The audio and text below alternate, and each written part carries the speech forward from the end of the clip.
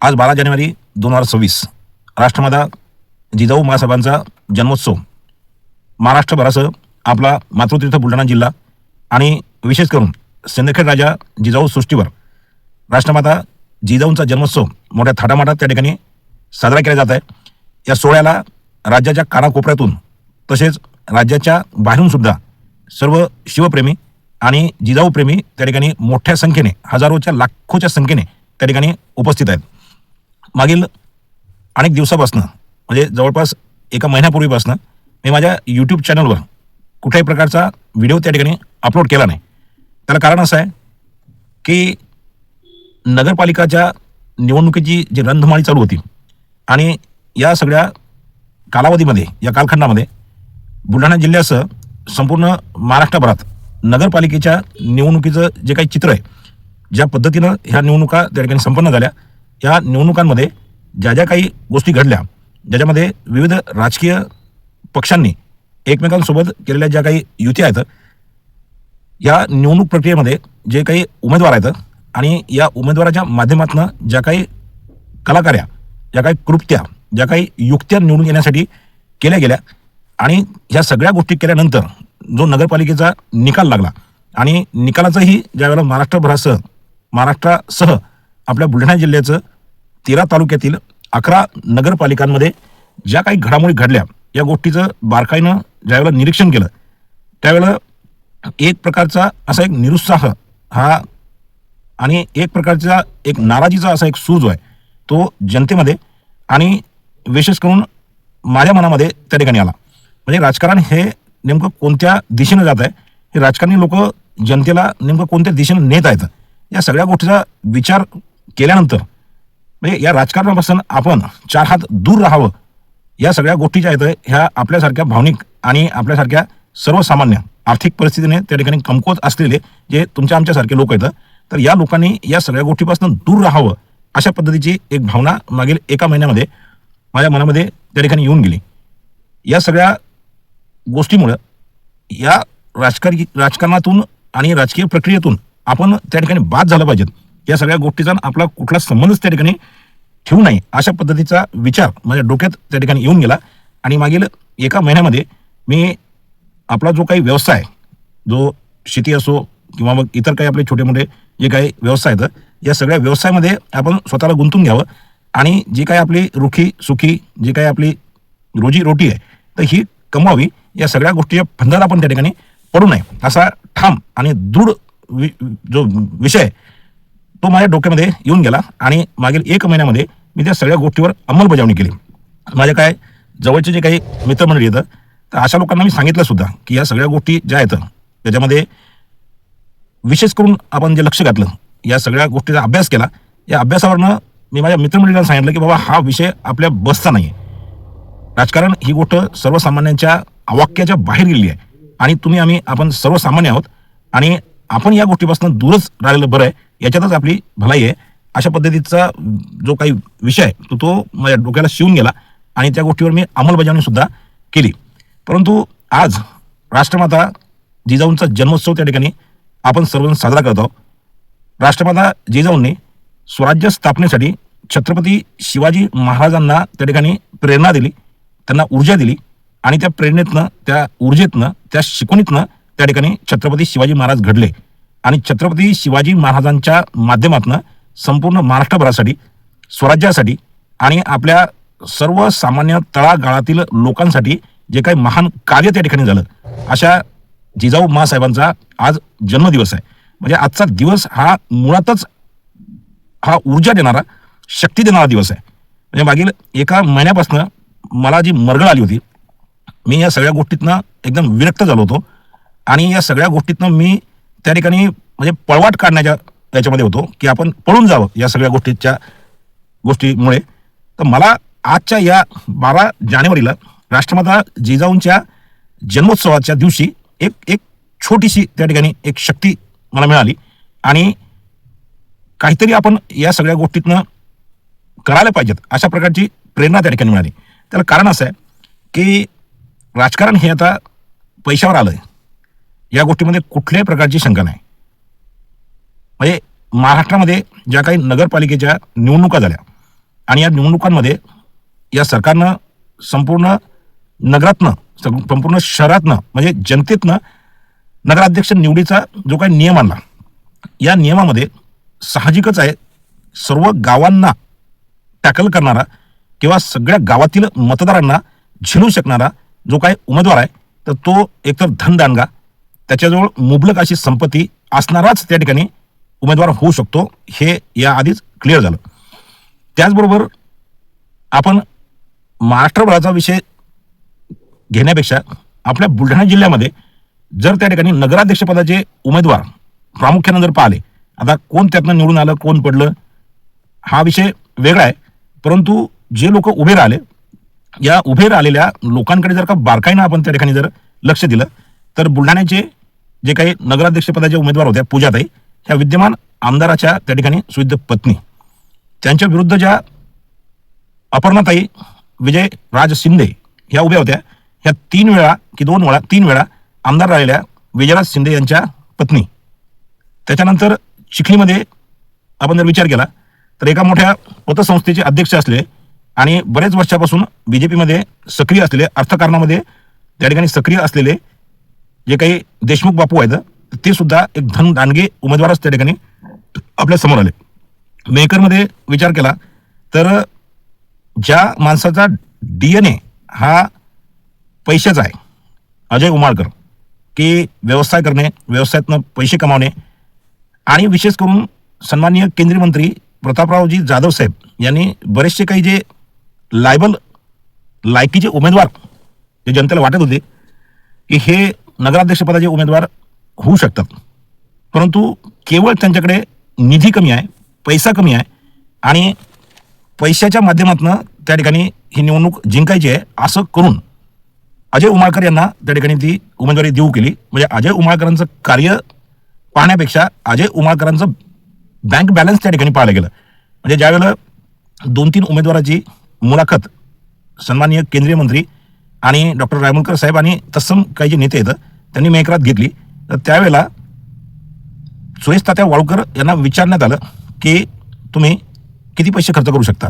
तर तात्यांनी त्यावेळेला 1 कोटी रुपयापर्यंत मी खर्च करतो, म्हणजे बघा तात्या सुद्धा 1 कोटी रुपये त्या ठिकाणी खर्च करण्याच्या तयारीत होते. 1 कोटी रुपये मी खर्च करतो.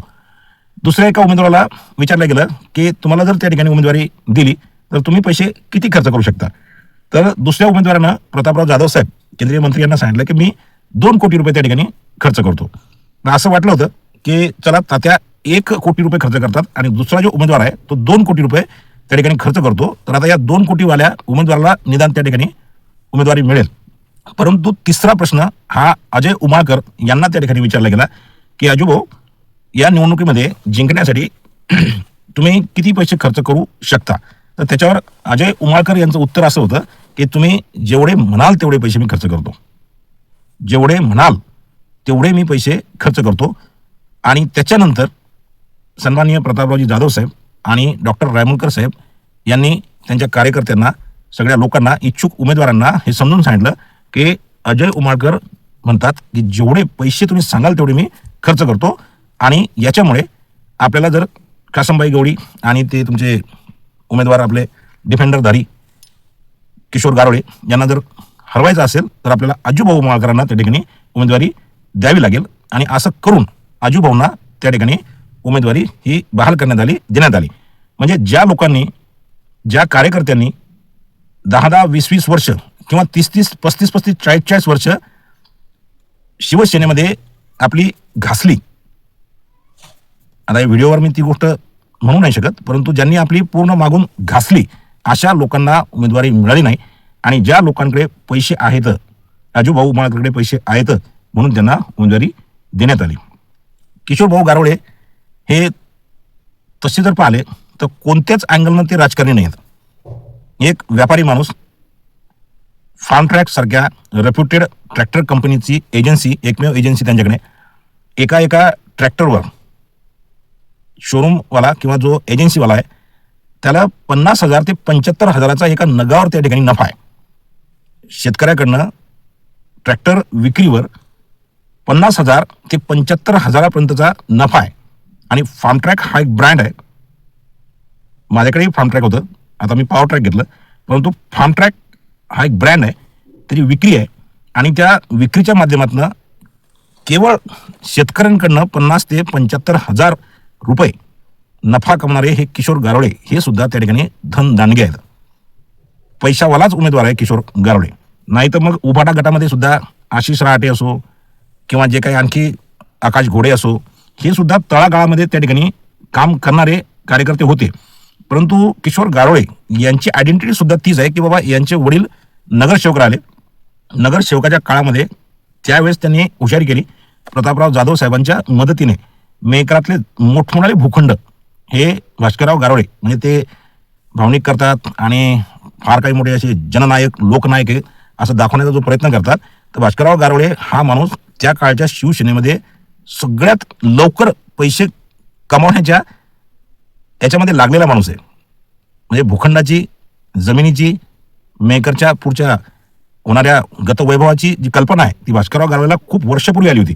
ज्यावेळेला संजीव जाधवला भूखंडाची किंमत कळली नव्हती, सुरेश तात्याला कळली नव्हती, अजय उमाळकरला कळली नव्हती, त्या प्रशांत सावजीला कळली नव्हती, जे काही भोंगाडे नगरसेवक होऊन गेले शिवसेनेचे त्याच्यापैकी हा भास्कर गारोळे नावाचा माणूस आहे, हा हुशार व्यापारी माइंडचा माणूस.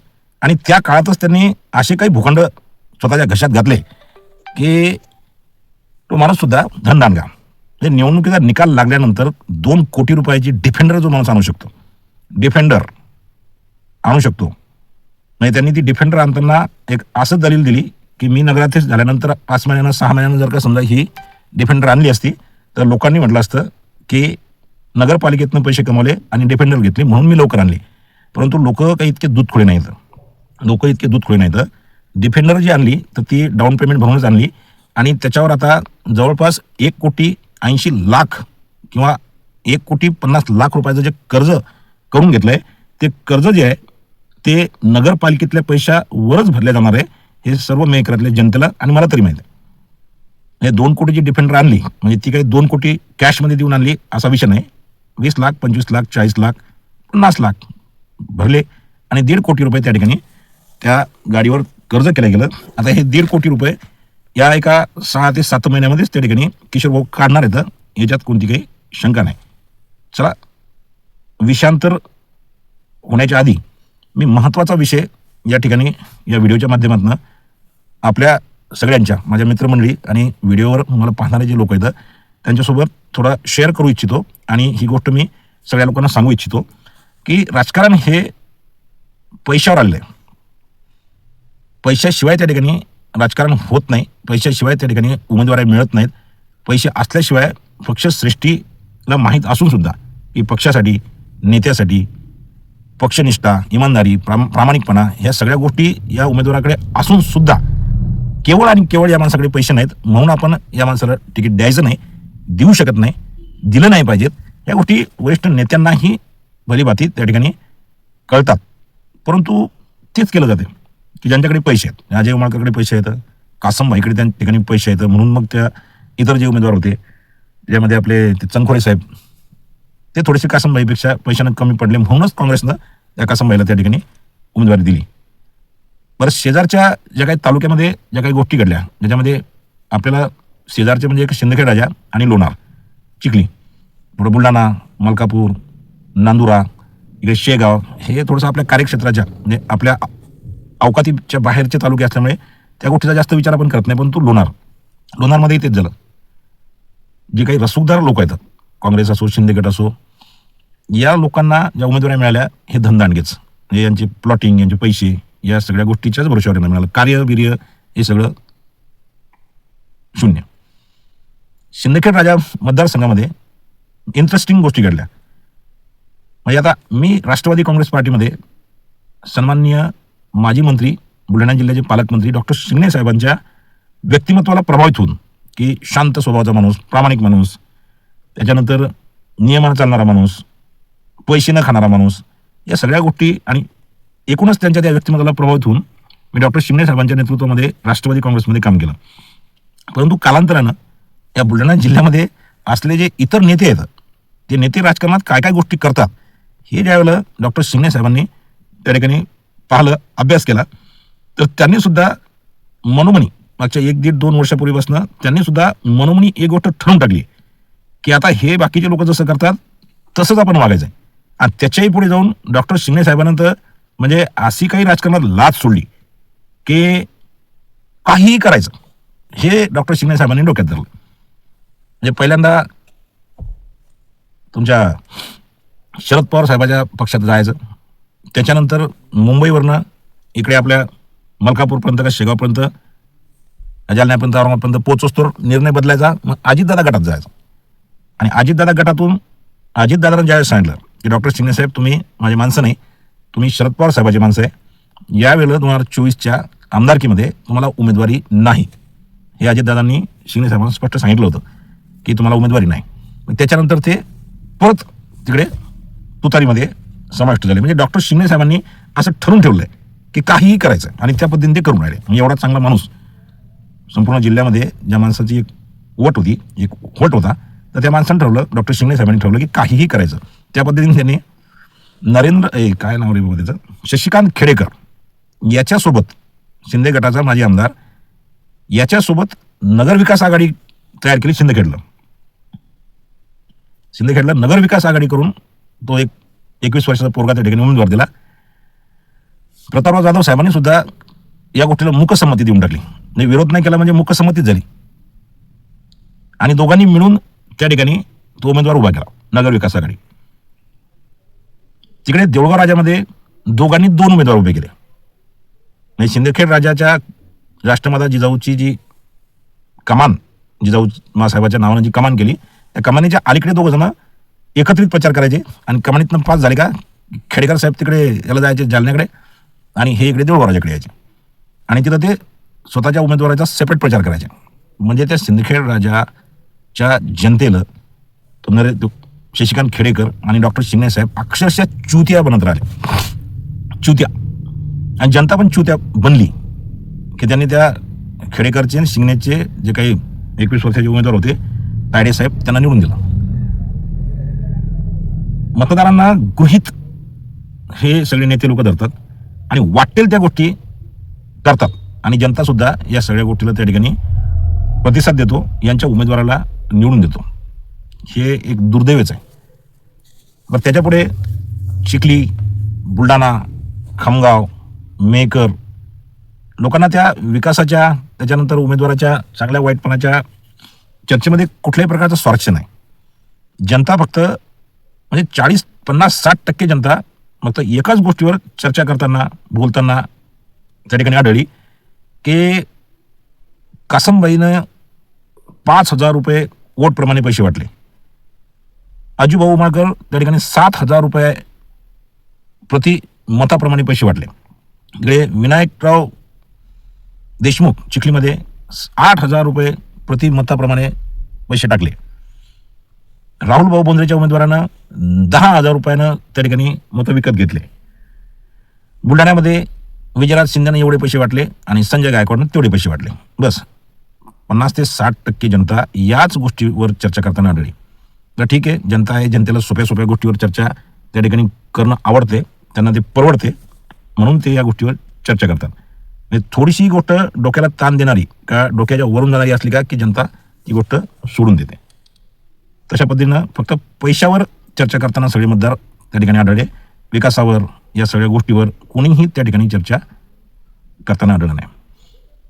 उमेदवार येतात, उमेदवार उभे राहतात, उमेदवार निवडून येतात, उमेदवार पडतात. कोणाचा तरी त्या ठिकाणी पराजय होतो आणि कोणाचा तरी त्या ठिकाणी जय होतो. परंतु या जय पराजयाच्या स्पर्धेमध्ये जे नगरं आहेत, जे शहरं आहेत, ही शहरं प्रत्येक वेळेस त्या ठिकाणी हारतात. उमेदवार हारतात किंवा जिंकतात, परंतु हे जे शहर आहेत हे प्रत्येक वेळेस त्या ठिकाणी हारतात. कारण त्या शहराचा, नगराचा कारभारी या सगळ्या प्रक्रियेतनं जो बाहेर येतो, जे पहिल्यांदा जे झालं किंवा पहिल्या लोकप्रतिनिधीनं जे केलं, बस त्याचाच ते कित्ता गिरवतात, त्याचं अनुकरण करतात, त्यालाच कॉपी करतात. मान्य आहे, मेकरमध्ये किशोरभाऊ गारवळे त्या ठिकाणी निवडून आले, परंतु किशोरभाऊ गारवळेंचा सध्या एकाच गोष्टीवर अभ्यास चालू आहे की आता या नगरपालिकेतनं नेमकं संजीवभाऊ जाधव यांनी पैसे कसे कमावले, कोणता पैत्रा त्यांनी वापरला, कोणता पॅटर्न वापरला. मध्यंतरी कासमबाई गवळीनं काय त्या ठिकाणी आयडिया केल्या, काय काय त्या ठिकाणी सगळ्या गोष्टी केल्या, या गोष्टीवर सध्या किशोर भाऊ आणि आपल्या जिल्ह्यातले नाही महाराष्ट्रातले सगळेच निवडून आलेले नगरसेवक त्या ठिकाणी करतात. कारण नगरपालिकेचं प्रशासन एवढं साधं आणि सोपं नाही. आमदारकी हा वेगळा विषय, खासदारकी हा वेगळा विषय, परंतु नगरपालिकेचे जे पदाधिकारी आहेत आणि जे नगरसेवक आहेत आणि नगरपालिकेतले जे अधिकारी आहेत, नगरपालिकेला येणारा जो निधी आहे, या सगळ्या गोष्टीचा अभ्यास त्या ठिकाणी करणं इतका साधा आणि सोपा नाही. तर हे लोक सध्या आता त्या गोष्टीचा अभ्यास करतात, परंतु अभ्यास जो आहे तर तो शहराचा विकास कसा करायचा या गोष्टीकडे नाही आहे. आता सध्या मेकर नगरपालिकेची जी स्थिती आहे, म्हणजे 6 नगरसेवक म्हणजे अल्पमत नगराध्यक्ष उबाडाचा आणि काँग्रेसचे त्या ठिकाणी 11 आणि 9 शिंदेचे. आता नैसर्गिक आहे, जो जीता वही सिकंदर. आता गारोळी त्या ठिकाणी निवडून आले. काँग्रेसचं काम आहे की त्या गारोळीला त्या ठिकाणी आपला मित्रपक्ष महाविकास आघाडी म्हणून सपोर्ट करायला पाहिजे. परंतु हे लोक सत्तेच्या एवढ्या आहारी गेलेले आहेत की पडल्यानंतर सुद्धा हे लोक स्वीकृत सदस्याच्या माध्यमातून त्या नगरपालिकेत जाण्याची कोशिश करायला. म्हणजे इतकी भिकार आणि इतकी लाचार मनोवृत्ती या लोकांची आहे की कासमभाई गवळी सारखा माणूस की ज्यानं 4 स्वीकृत नगरसेवक त्या ठिकाणी आणलेले आहेत, तो माणूस स्वतः स्वीकृत नगरसेवक म्हणून नगरपालिकेत जाण्यासाठी धडपड करतोय. अजय उमाळकर, प्रतापराव जाधव साहेबांचा माणूस स्वीकृत नगरसेवकासाठी अर्ज भरतो. स्वीकृत नगरसेवकासाठी आकाश घोडेचं नाव त्या ठिकाणी घेतलं, मान्य आहे, ग्राउंड लेवलवर काम करणारा कार्यकर्ता आहे, काही हरकत नाही. परंतु अजय उमाळकर आणि कासम गवळी सारखा माणूस स्वीकृत नगरसेवक म्हणून त्या नगरपालिकेत मागच्या दारानं घुसण्याचा प्रयत्न करतो. हे भिकारी लोक आहेत, सत्तेच्या पुढे लाचार लोक आहेत. हे होणारच आहे. 13-14 तारखेला उद्या परवा काहीतरी स्वीकृत आहेत, तो कासम्या आणि ते आजा हे दोघं जण मागून घुसणारच आहेत हरामखोर. जाऊ द्या, माझ्या भावना थोड्याशा आतून येतात, परंतु हे याच लायकीचे येतात. हे दूध विके, हे कपडे विके, हे अंडरवेअर बनेन विकणारे, हे लोक दुसरं काय करू शकतात. कासमगवळीत दूध विकणारा माणूस 10वा वर्गही पास आहे की नाही काय माहीत नाही. अजय उमाळकर अंडरवेअर बनेन विकणारा माणूस आहे. यांच्याकडनं दुसरी अपेक्षा नाही करू शकत. एखादा तुमच्या आमच्यासारखा असतात स्वीकृत सदस्य, ही गोष्ट त्या व्यक्तीनं स्वीकारली नसती, हे स्वीकारतात. आणि नियम डावलून हे उपाध्यक्ष होऊ शकतात. त्या ताहिरान आलेम तालेम काय ते ज्या लोकांचे गटनेते म्हणून नावाने दिले, तर सुरेश तात्याचं नाव दिले, काय नाही, हे उपाध्यक्षही होऊ शकतात ज्यांना जर का समजा दिलं तर. आता या सगळ्या गोष्टीवर सगळ्या मेहकराला आणि सगळ्या लोकांना एक चिंता आहे की किशोर गारोळेच्या या ठरावावर या सगळ्या नगरसेवकांनी त्या ठिकाणी जो अघोषित त्या ठिकाणी बहिष्कार टाकलेला आहे की नगरसेवकाला हे लोक काम करून देणार नाहीत. पण माझं असं म्हणणं आहे की नगरसेवकांना असे काही निर्णय घ्यायला पाहिजेत, जनतेसाठी असे काही निर्णय घ्यायला पाहिजेत की काँग्रेसच्या आणि शिंदे गटाच्या नगरसेवकांना झक मारून त्या ठिकाणी त्या ठरावावर सही करावीच लागली पाहिजे. उदाहरणार्थ, नगराध्यक्षानं जर असा निर्णय घेतला की मेकर शहरामध्ये गुन्हेगारी वाढते, नियमाची पायमल्ली होते, सर्वसामान्य जे काही व्यापारी आहेत अशा व्यापाऱ्यांच्या त्या ठिकाणी घोट्यात चोऱ्या होत आहेत. जर नगराध्यक्ष किशोर गारोडे यांनी जर एक ठराव घेतला की नगरपालिकेमार्फत मेकर शहराच्या कानाकोपऱ्यामध्ये म्हणजे जेवढे काही तुमचे 26 वार्ड आहेत त्या वार्डामध्ये असलेले जेवढे काही चौक आहेत, प्रत्येक चौक, या चौकावर एक हाय क्वालिटीचे त्या ठिकाणी सीसीटीव्ही बसवले जातील किंवा सीसीटीव्ही बसवण्याचा ठराव नगरसेवकांना नगराध्यक्षांना त्या ठिकाणी घ्यायचा आहे. 6 नगरसेवक आणि नगराध्यक्ष मिळून त्यांनी हा ठराव घ्यायचा आहे की मेकर शहराच्या कानाकोपऱ्यामध्ये प्रत्येक चौकामध्ये त्या ठिकाणी सीसीटीव्ही कॅमेरे बसवायचे आणि त्याचा ॲक्सेस जो आहे तो एक DYSP कार्यालयामध्ये द्यायचा आणि एक नगरपालिकेमध्ये ठेवायचा की जे लोक गुन्हेगार स्वरूपाचे येतात त्यांच्यावर वॉच, जे चोऱ्या करणारे लोक येतात त्यांच्यावर वॉच, आणि एकूणच शहरातल्या सगळ्या नागरिकांच्या सुरक्षिततेच्या अनुषंगानं हा ठराव घ्यायचा आहे. याच्यावर काँग्रेसचे लोक सह्या करणार नाहीत. जर त्यांनी सह्या नाही केल्या तर मग ते मेकरच्या जनतेच्या सुरक्षिततेच्या विरोधात येतं. किंवा शिंदे गटाच्या नगरसेवकांनी या ठरावावर जर का समजा त्या ठिकाणी सह्या नाही केल्या, त्याचं बोर्ड लावा की आम्ही अशा पद्धतीनं एक ठराव घेतला आणि त्या ठरावावर शिंदे गटाच्या आणि काँग्रेसच्या लोकांनी सह्या केल्या नाहीत. जनता समजून घेईल काय करायचं. मग आगामी जिल्हा परिषद पंचायत समितीमध्ये जे काही मेकर शहरातल्या मतदारांचे, नागरिकांचे जे काही नातेवाईक ग्रामीण भागामध्ये येतं ते लोक त्यांना सांगतील की काँग्रेस आणि शिंदे गटातल्या लोकांना मतं द्यायची नाहीत. असा काही ठराव घ्या, असे काही कामं करा की त्याच्यावर झक मारून या शिंदे गटातल्या आणि काँग्रेसच्या लोकांना सह्या कराव्याच लागतील, असे निर्णय घ्या. नाही तर मग काय, टेंडर, निधी याच्यावर तर गदारोळ होणारच आहे. हे म्हणतील आम्हाला पाहिजेत, ते म्हणतील आम्हाला पाहिजेत, गावडे म्हणतील आम्हाला पाहिजेत, आणि सभात्याग, गोंधळ. मग नगराध्यक्ष 5 वर्ष हे काम नाही करू शकत.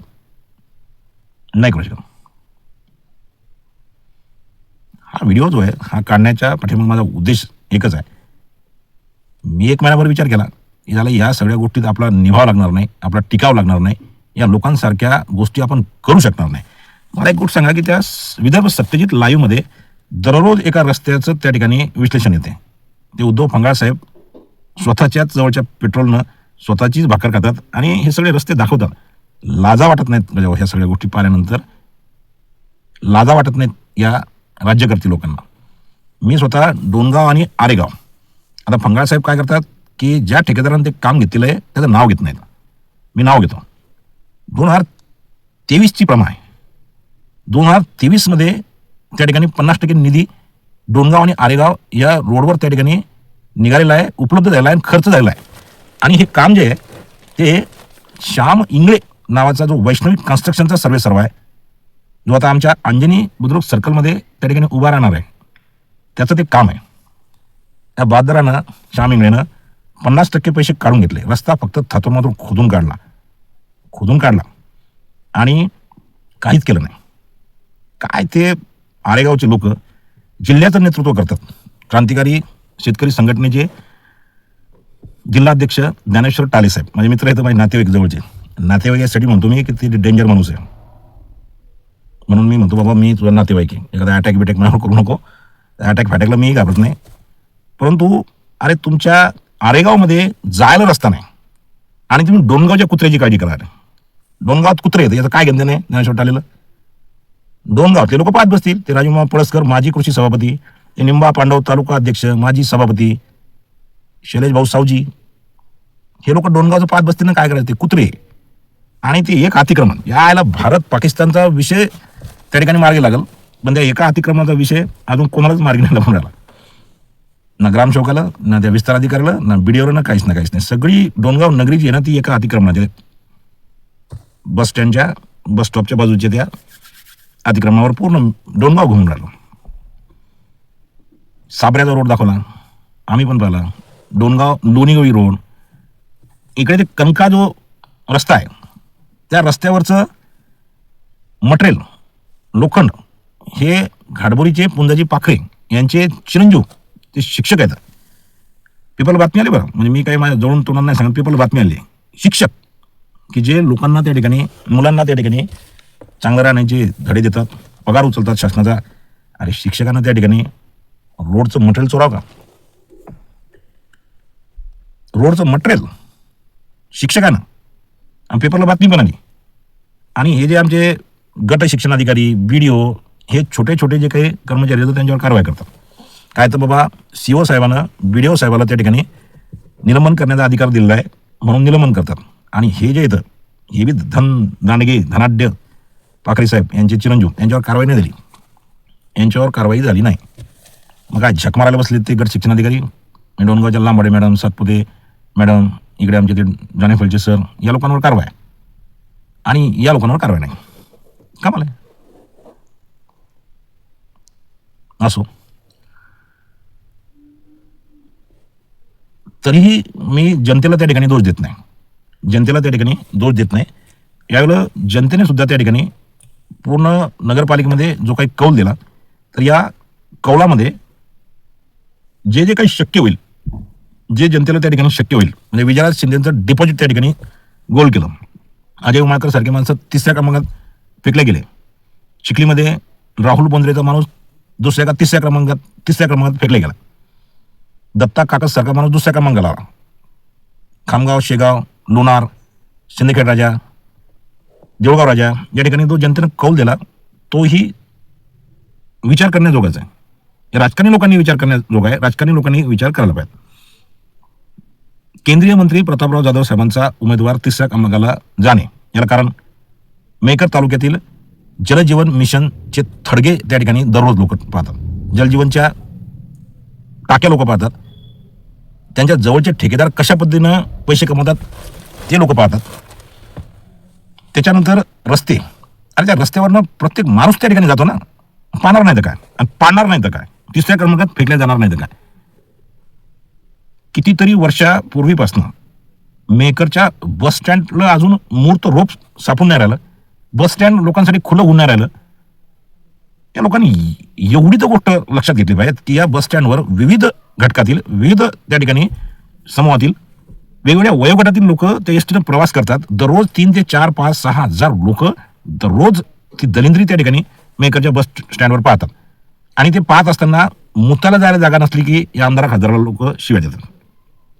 त्या ठिकाणी पावसाळ्यामध्ये जर समजा एखाद्याचा पाय चिखलानं भरला तर तितकीच चिखलफेक हे लोक, जनता त्या ठिकाणी या नेत्यांच्या नावानं त्या ठिकाणी करतात, शिव्या देतात.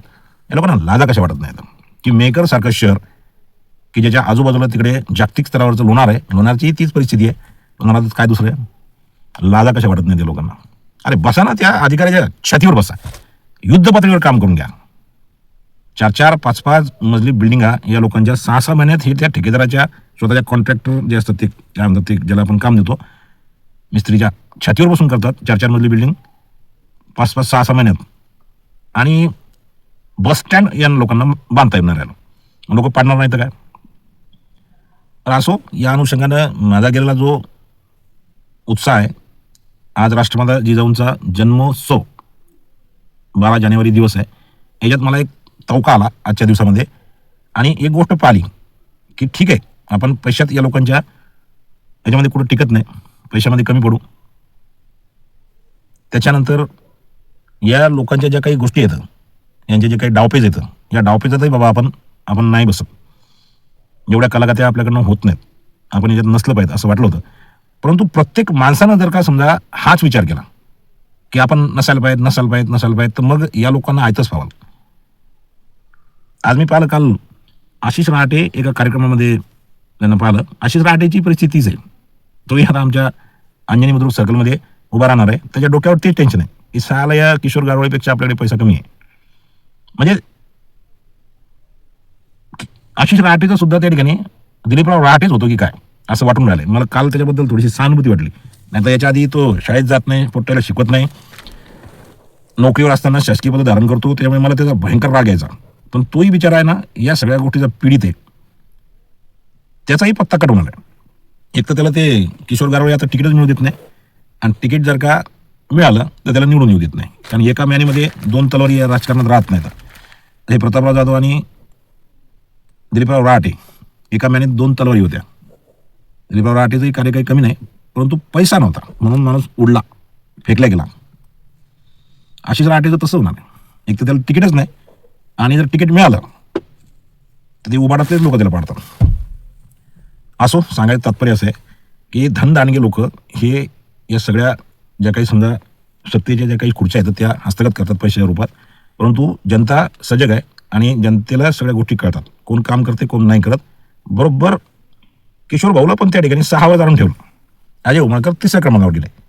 येणाऱ्या स्थानिक स्वराज्य संस्थेमध्ये सुद्धा या गोष्टी होणारच आहेत. आणि याच्या उपर जनतेला मर्यादा आहे. म्हणजे जनता काय करू शकते, फक्त आणि फक्त मतदान देणे आणि न देणे एवढं आहे. परंतु या सगळ्या गोष्टीत सुद्धा खूप साऱ्या गोष्टी त्या ठिकाणी जनता करू शकते आणि ते केल्याशिवाय राहत नाही.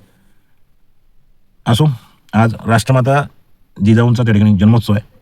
मी राष्ट्रमाता जिजाऊंना त्या ठिकाणी मनोभावे त्या ठिकाणी अभिवादन करतो. आणि जशी छत्रपती शिवाजी महाराजांना राष्ट्रमाता जिजाऊंनी त्या ठिकाणी प्रेरणा दिली, शक्ती दिली, ऊर्जा दिली, तशाच पद्धतीची ऊर्जा आणि शक्ती आपल्याला पण मिळो, मलाही मिळो आणि सर्वांना मिळो अशी मी एक सदिच्छा व्यक्त करतो आणि थांबतो. धन्यवाद. जय महाराष्ट्र, जय जिजाऊ.